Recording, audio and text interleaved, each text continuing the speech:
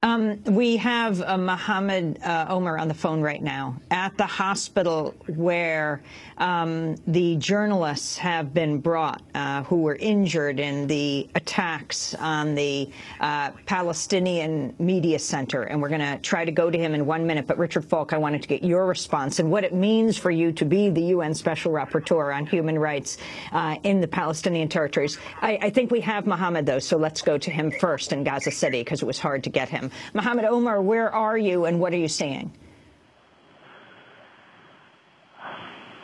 Mohammed, can you hear me? Mohammed, can you hear me? Okay. Yes, I hear you right now. It's a hospital at the moment where a number of people just arrived with injury, severe injury, and one of them was completely burned. The target is, this moment, is the building which belongs to all the journalists in Gaza City. But right now, I'm seeing all the ambulance and the staff members. They are bringing more casualties at this stage, and I'm just looking inside. To see what is this. Okay, it's coming out of the car, and one of the injuries is actually a medical staff who was trying to rescue the life of the journalists who were injured in the attack just a few minutes ago.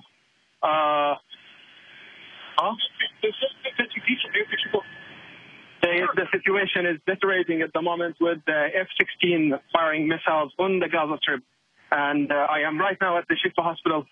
It's quite panic for all the journalists to see their colleagues being attacked at this stage. I'm going to go back to you, Mohammed Omer, in just 1 second. I want to get a final comment from Richard Falk, UN Special Rapporteur on Human Rights in the Palestinian territories. As we wrap up, Richard, your final response.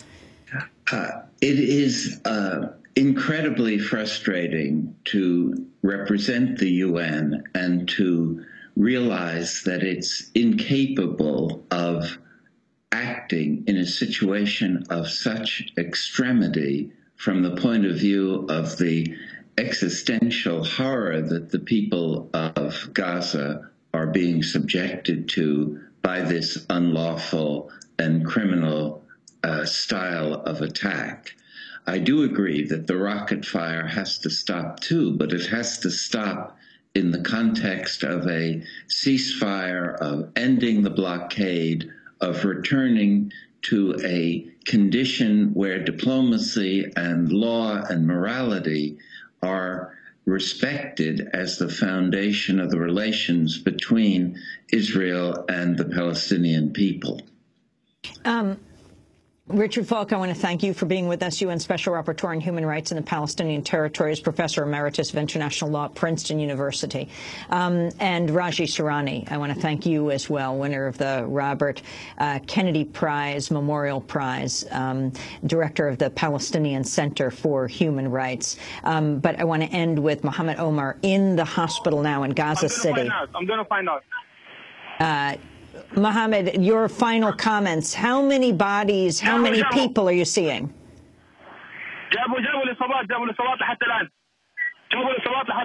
Mohammed Omer is asking questions of people around him, just describing after the media center has been hit 3 times with Israeli fire, he says, from an F-16. He is seeing people being brought in, including medical aid who had gone to help the journalists in the tower that was hit.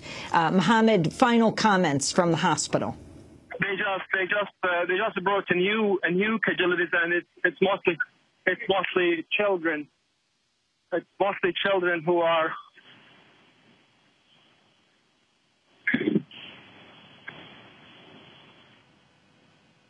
Mohammed, are you there? Well, we seem to have lost him, but of course we will continue to follow this story. This is Democracy Now!, democracynow.org, the War and Peace Report. Mohammed Omer is a prize-winning Palestinian reporter, won the Martha Gellhorn Prize for reporting. Mohammed, can you hear me? Your final comments from the hospital.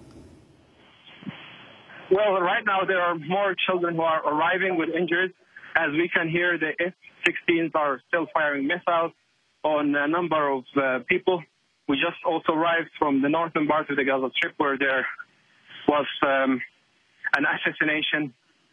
So far, the guy who was killed is not identified because they found only pieces of flesh and bodies, and we are not quite sure who is the person.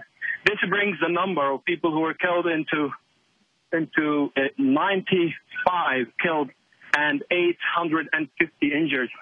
The majority of them are children.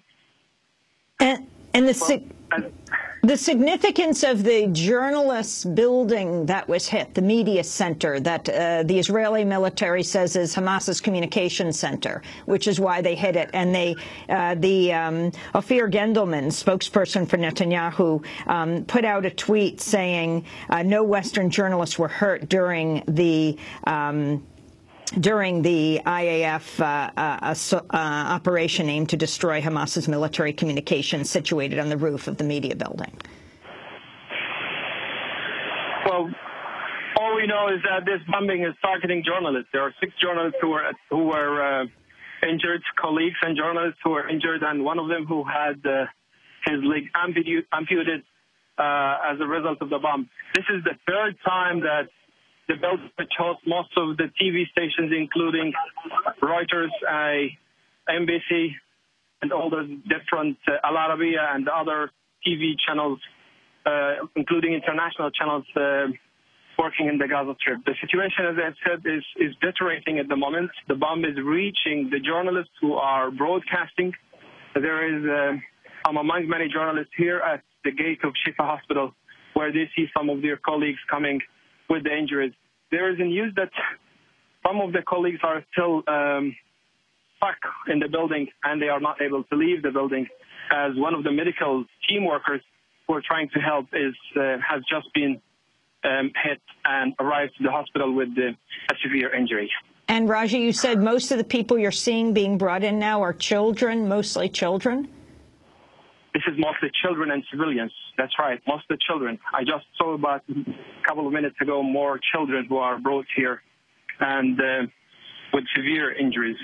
Israel is using some type of weapons that burn the bodies of the children, and makes it difficult to identify who are those people.